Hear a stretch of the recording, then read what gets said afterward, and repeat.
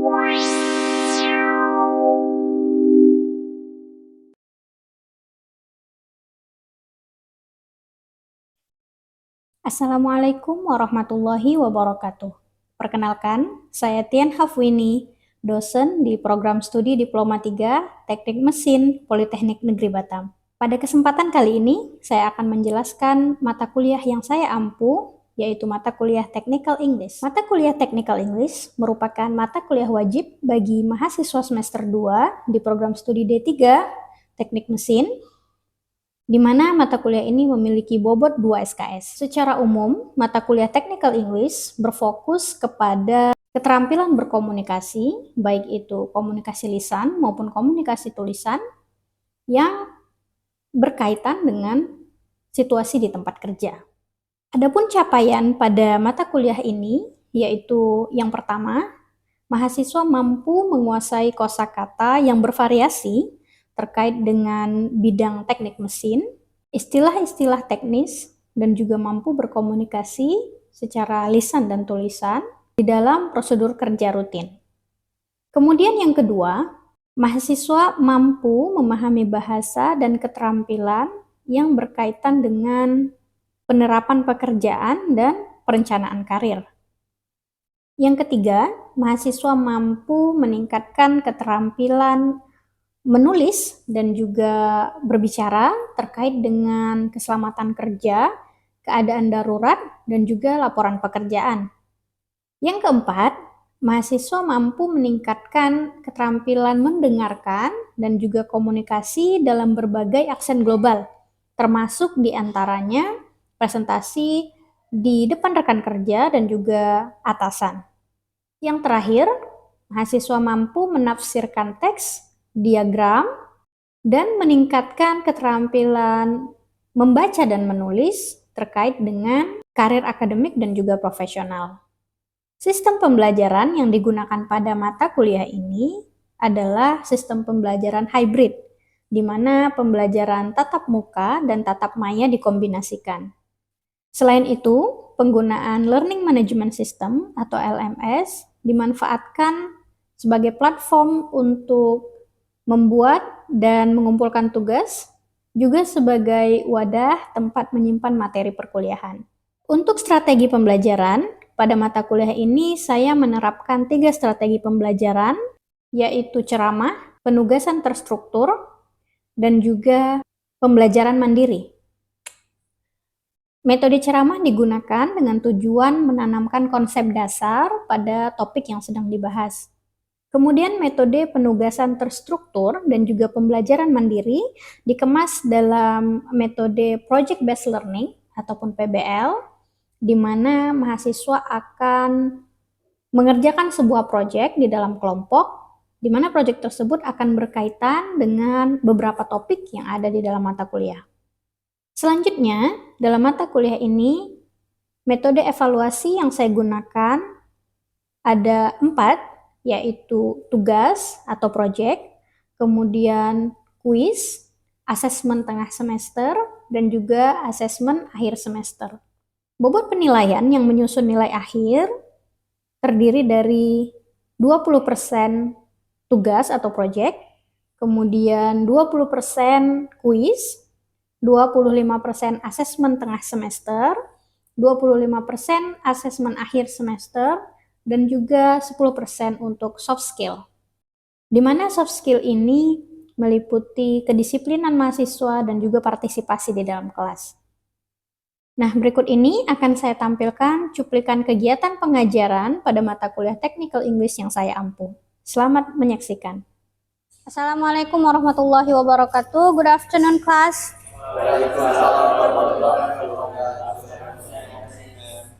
Alright, before we go to this week topic, I would like to remind you about our last week topic, that is career in engineering. Ya, jadi last week kita sudah berbicara terkait dengan career in engineering, and you have submitted your assignment related to your dream job. So today, this week, we are going to talk about job application. Okay, job application. And this meeting, We will cover these topics. The first one is understanding your goals, building personal brand, choosing the right job, networking strategies, resume and cover letter tips, and job application tips. Okay, so for this meeting, we are going to talk about generally in how to apply for a job. Okay.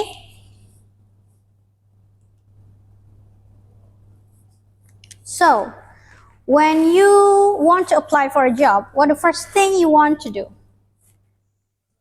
Building a CV. Preparing your CV. Preparing CV. Research the companies that you want to apply to. Research the company. Okay. Anyone else? Research the company. Preparing for your CV. Have a skill for that. Have a skill for that. Good answer. Anyone else? Other answer? Other opinion? Kira-kira saat kamu misalkan sudah selesai begitu ya, sudah selesai, kemudian you want to apply for a job, what the first thing you want to do? What the first thing you want to prepare for? Tadi sudah ada jawaban preparing a CV, okay. Preparing for a skill, yes, and research for a company, okay. Very good. So, when we want to apply for a job, you absolutely need to prepare a lot of things, I have to say, yeah. The first thing you need to do is understanding your goals. Oke, okay? Nah jadi yang pertama teman-teman sekalian harus pahami adalah teman-teman ini mau kemana, begitu ya? Karirnya mau seperti apa? Oke, okay? Nah yang pertama teman-teman harus pahami apa strength, what is your strength, gitu ya? Kira-kira misalkan tadi ada misalkan kita katakanlah di prodi teknik mesin begitu ya, ada beberapa keahlian begitu kan ya. Nah teman-teman ingin memilih keahlian yang mana, kemudian kekuatan teman-teman itu value-nya ya, value-nya itu ada di mana gitu ya. Misalnya, oh saya punya keahlian hard skill itu di bagian misalkan pengelasan misalnya seperti itu ya. Nah, tapi kemudian di bagian strength ini teman-teman ingin lebih mengedepankan value dari interpersonal skill misalnya seperti itu ya. Misalnya I can communicate in English orally and in written misalnya seperti itu. Nah, jadi teman-teman harus mampu melacak lah begitu ya, atau harus mampu mengobservasi kira-kira value saya di mana ya, kekuatan saya di mana ya, gitu ya. Oke, nah kemudian setelah itu, nah ini tadi yang sudah saya sebutkan adalah skills. Oke, you need to prepare for the skills, di mana sebenarnya itu kamu lakukan pada saat kamu kuliah gitu ya. Nah ini kan stage-nya sudah stage after graduation lah begitu ya. Nah jadi teman-teman pastikan sudah punya skill, sudah paham nih skill apa saja yang diperlukan di bidang karirnya teman-teman sekalian. Nah, kemudian yang terakhir ada career goals. Oke, career goals. Nah, teman-teman bisa mulai dari seperti yang sudah kita bahas di pertemuan pekan lalu begitu ya. Nah, teman-teman bisa mulai dari menentukan kira-kira dream jobnya mau apa. Kemudian nanti setelah 2 atau 3 tahun di pekerjaan pertama kira-kira nanti mau seperti apa begitu ya. Nah, itu bisa dibuat di sini, career goals. Gitu ya. Oke. Nah, kemudian setelah teman-teman pahami tadi terkait dengan strengths, kemudian skills, kemudian your career goals, teman-teman harus tahu bagaimana caranya how to find the right job for you. I have to say actually it's an ideal way. Tapi in the real world, yeah, you know ya. Yeah, it's really hard to put this in the real world. Tapi nggak apa-apa. Walaupun misalkan tidak semuanya, minimal ada beberapa yang bisa kita ambil lah, gitu ya. Oke. Okay. Nah, karena apa? Kebanyakan sekarang teman-teman yang sudah lulus gitu, teman-teman yang sudah graduation, mereka tidak akan aware lagi dengan ini, ya kan? Yang penting dapat kerja, mau kerja apa terserah lah gitu ya kan, kebanyakan ya. Apalagi teman-teman yang mungkin belum mempersiapkan skill selama mereka dalam perkuliahan, gitu ya. Oke, nah jadi kita akan berbicara tentang situasi yang ideal, the ideal situation, begitu ya. When you want to choose your first job, you need to consider these things, ya. The first one, whether that job will align with your career goals and values or not, gitu ya. Misalkan kira-kira saya career goalsnya pengen jadi underwater welder nih, misal kira-kira nih first jobnya cocok nggak ya dengan karir itu nanti di masa depan gitu. Karena kan pada saat kalian memulai karir itu akan menjadi portfolio, begitu ya, portfolio seperti juga yang sudah kalian lakukan misalkan pada saat magang, ya kan? Pada saat magang itu akan menjadi portfolio juga. Nah, jadi itu juga harus diperhatikan mulai dari awal, gitu ya. Oke, nah kemudian ada skills and qualification match. Nah, ini juga harus menjadi hal yang teman-teman harus consider begitu. Karena apa? Karena kalau misalkan pekerjaan itu ternyata tidak sesuai dengan skill ataupun qualification yang teman-teman punya, ada dua kemungkinan.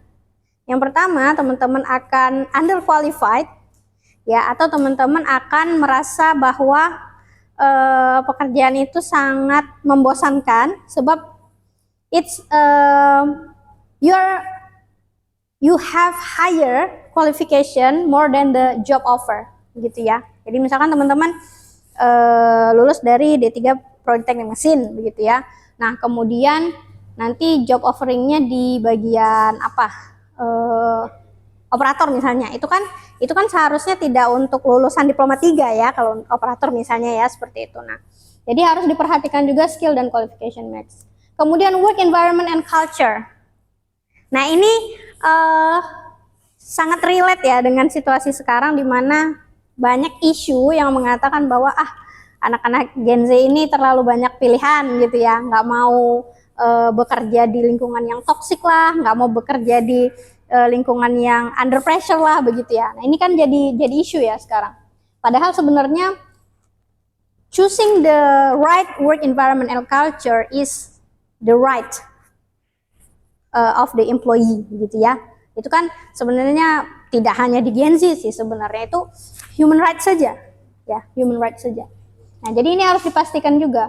Sebab apa? Sebab kalau misalkan work environment dan culture di sebuah perusahaan itu ternyata tidak sesuai dengan kita, yang ada kita malah kesulitan dan akan sulit perform, gitu ya, akan sulit perform. Dan itu tentu akan mengganggu pekerjaan profesional teman-teman sekalian. Nah, kemudian compensation and benefits package, ini juga sangat penting ya, including the salary, promotion, gitu ya. Dan juga location and commute. Ini juga teman-teman harus pastikan bahwa pekerjaan itu, misalkan di luar kota, ya benefitnya bisa mengcover ini. Misalkan di luar kota, berarti kan teman-teman harus ngekos gitu ya. Nah, benefitnya kira-kira mengcover nggak? Gitu. Atau misalkan mereka punya benefit lain, misalkan ada mes dan lain sebagainya. Nah, itu juga harus diperhatikan. Oke? Nah, kemudian we talk about networking strategies. Networking is really important. Okay? It's really important. Seperti yang mungkin teman-teman sekalian sadari ya sekarang, tanpa networking mungkin karir kita akan, bukan karir sih sebenarnya, pada saat proses pencarian pekerjaan itu sendiri ya akan agak sulit lah begitu. Akan ada perbedaan antara yang punya networking luas dengan yang mungkin tidak terlalu luas networkingnya. Okay? Nah, networking yang saya maksud di sini bukan hanya orang dalam ya, begitu ya. Orang dalam juga termasuk networking, ya kan? Misalkan teman-teman pernah bekerja sama nih pada saat ini ya, masih kuliah gitu, magang. Kemudian pernah magang di perusahaan A misalnya ya. Nah, kemudian teman-teman punya komunikasi yang bagus dengan lingkungan pekerjaan. Nah, itu akan kemungkinan teman-teman akan punya networking yang bagus. gitu ya. Kemungkinan setelah magang akan ada offering buat rekrutmen. Bisa jadi seperti itu, ya. Nah, jadi networking ini bukan hanya berbicara tentang orang dalam, ya, bukan hanya itu, tapi juga teman-teman harus mampu menciptakan networking dari pengalaman-pengalaman yang mungkin bisa dikerjakan pada saat kuliah, contohnya magang tadi, gitu ya. Nah, kenapa networking ini penting? Nah, teman-teman bisa lihat di sini the power of networking in job searching, ya. Kadang-kadang ada beberapa job offer yang memang mereka tidak akan keluarkan in public, begitu. Banyak ya sebenarnya company itu mereka punya job offer tapi tidak disebar di publik, melainkan mereka akan sebar ke employee-nya, kemudian mereka akan minta, coba kalian punya rekomendasi nggak untuk posisi ini. Nah, itu makanya penting kita harus punya networking yang bagus, gitu ya. Oke, sampai sini ada pertanyaan kira-kira? Not yet? Oke. Nah, kemudian seperti yang sudah tadi disampaikan oleh kalian, bahwa pada saat kita sudah mulai mencari pekerjaan, dua hal ini adalah tiket yang harus teman-teman sekalian bisa kuasai, begitu ya. Cover letter and also resume. Ya. Resume ataupun CV, yaitu sebenarnya sama tapi berbeda tapi sama, gitu ya. Nah, perbedaannya itu hanya pada format dan isi saja. Format dan isi saja. Nah, kalau resume ini dia lebih isinya lebih komprehensif, begitu, lebih banyak penjelasan. Sementara kalau CV biasanya hanya menjelaskan poin-poin saja, begitu, secara umum. Misalkan pada CV ditulis work experience-nya ABC. Nah, sementara kalau di resume teman-teman harus mampu elaborasi, begitu. You need to elaborate what kind of work you do. Oke, apa job desk-nya di work experience itu, gitu loh. Nah, jadi resume ini ya untuk menulisnya sebenarnya tipsnya itu ada sangat banyak ya, tersebar di internet, teman-teman sekalian nanti bisa cari sendiri ya di pada waktu sesinya pembelajaran mandiri ya, teman-teman bisa cari ini. Nah, di sini saya akan menjelaskan secara brief saja. Yang pertama, pada saat teman-teman ingin menulis resume, teman-teman harus yang pertama kumpulkan semua professional information ya. Professional information di sini itu termasuk educational background, oke, kemudian work experience, kemudian yes, certificate, license, oke, kemudian termasuk di dalamnya measurable achievement. Ya, misalkan teman-teman di bidang ini pernah mendapatkan award apa, pernah mendapatkan penghargaan apa, seperti itu. Nah, itu semuanya dikumpulkan. Kemudian teman-teman tinggal pilih format yang mana, ya. Itu ada banyak sekali tersebar ya di internet. Teman-teman bisa pilih, teman-teman bisa cari. Nah, kemudian dimasukkanlah semua professional information tadi dan disusun di dalam resume. Ya, termasuk tadi education, achievement, kemudian work experience. Nah, jadi tim HR itu mereka akan melihat apakah yang pertama work experience-nya ini sesuai nggak dengan job offer yang mereka berikan, gitu ya. Misalkan kita pernah mengerjakan apa di perusahaan A, misalnya ya, kita pernah kerjakan ABC. Sementara yang kita apply itu sama sekali tidak ada kaitannya dengan itu. Nah, itu kan akan menjadi masalah, begitu ya. Balik lagi ke yang tadi, teman-teman harus bisa mampu melihat apakah job offer itu align atau tidak dengan skill dan qualification-nya teman-teman, ya. Nah, kemudian yang kedua ada cover letter. Cover letter ini apa kira-kira? Ada yang tahu apa itu cover letter? Not really. Cover letter, ada yang udah pernah dengar? Ya, semacam itu surat lamaran. Tapi bukan surat lamaran yang biasa kita lihat template-nya itu ya, misalkan saya yang bertanda tangan di bawah ini nama bla bla bla bla bla bla, bukan yang seperti itu. Ya, bukan yang seperti itu. Nah, jadi cover letter yang baik itu adalah cover letter yang memuat value-nya teman-teman. Jadi cover letter itu adalah surat untuk jualan. Ya. Yes, marketing yourself. gitu ya. Jadi teman-teman jualan, saya nggak bagus kan kalau kalimatnya saya bilang menjual diri kan ya. Nah jadi ya teman-teman market yourself itu di sini cover letter. Nah jadi yang namanya cover letter itu secara umum akan ada 3 bagian ya. Ada introduction, kemudian body paragraph, and closing. Nah di introduction teman-teman akan menulis how you really enthusiastic with the job offer, gitu ya. Show your interest to the job offer, gitu ya. Kemudian kamu akan tuliskan kira-kira kamu punya skill apa saja, dan yang terpenting ini tadi networking, mention share contact. Nah, kamu tahu job offer ini dari mana? Ya, apakah dari pegawai yang ada di sana, ataukah ternyata dari grup alumni misalnya ya? Ternyata alumni ada yang kerja di sana dan lain sebagainya. Itu harus disebutkan juga di sini. Kenapa? Berarti nanti si HR ini akan melihat bahwa oh ternyata si kandidat ini punya connection nih, gitu. Ada networkingnya di perusahaan kita. Nah, seperti itu. Kemudian di body paragraph ini lebih ditekankan lagi terkait dengan work experience dan juga relevant skill. Relevant skill itu maksudnya adalah skill yang kita punya terkait dengan job desk yang akan ditawarkan pada pekerjaan tersebut. Jadi misalkan mereka mencari seorang welder, katakanlah seperti itu ya. Nah teman-teman tuliskanlah saya punya skill ABC, punya sertifikat di ini, kemudian saya punya license ini. Nah itu dituliskan di body paragraph.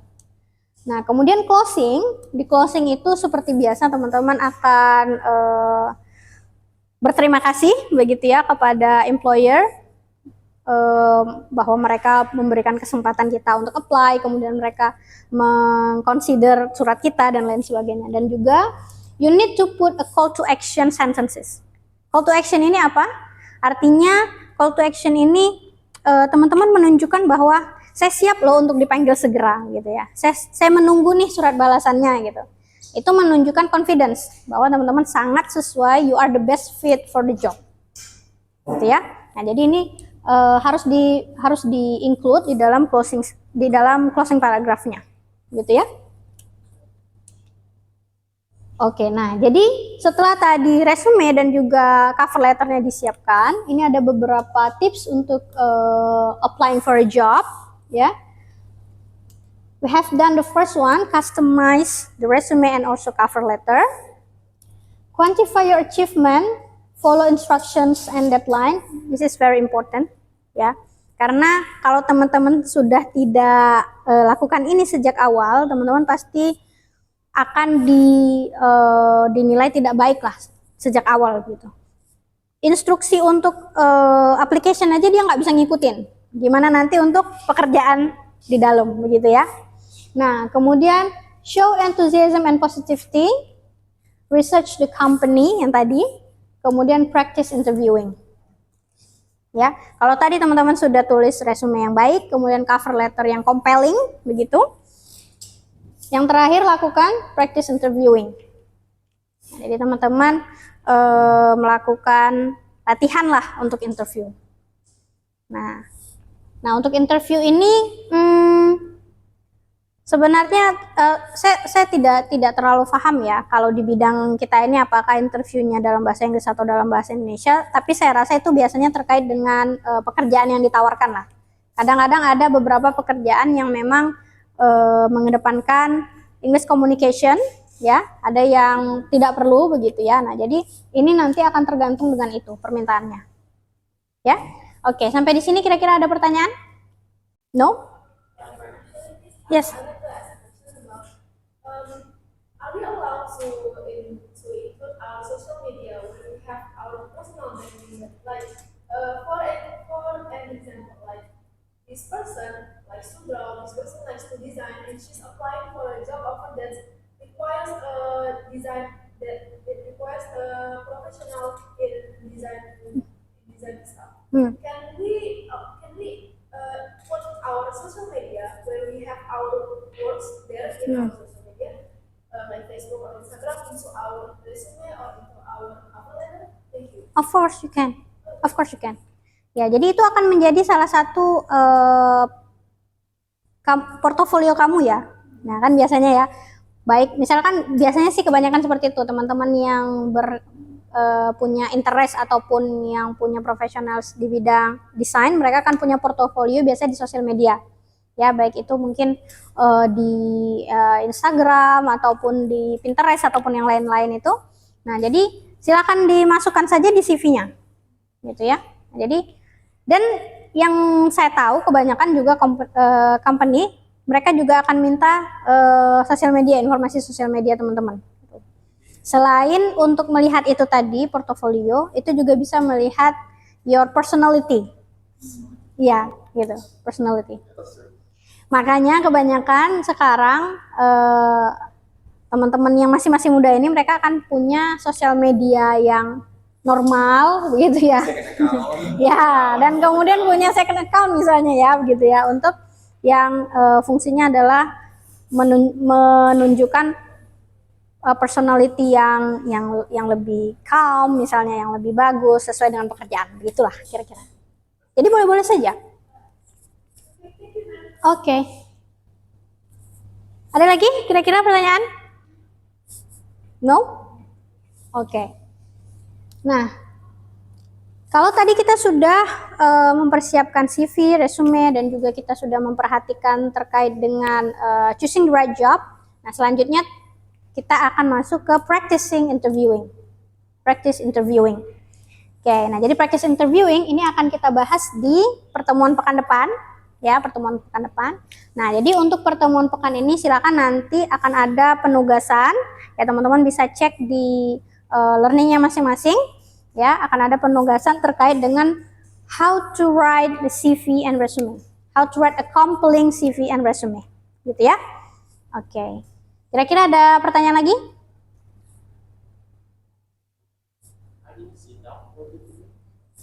Enough?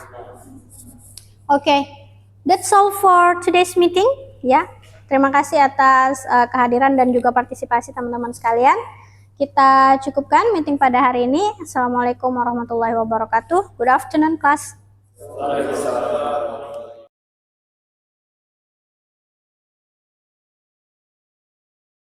Semoga video tadi bisa memberikan gambaran terkait dengan kegiatan pengajaran yang saya lakukan sebagai dosen bahasa Inggris di program studi teknik mesin, khususnya pada mata kuliah Technical English. Saya, Tian Hafwini, pamit undur diri. Semoga video ini dapat bermanfaat. Terima kasih. Wassalamualaikum warahmatullahi wabarakatuh.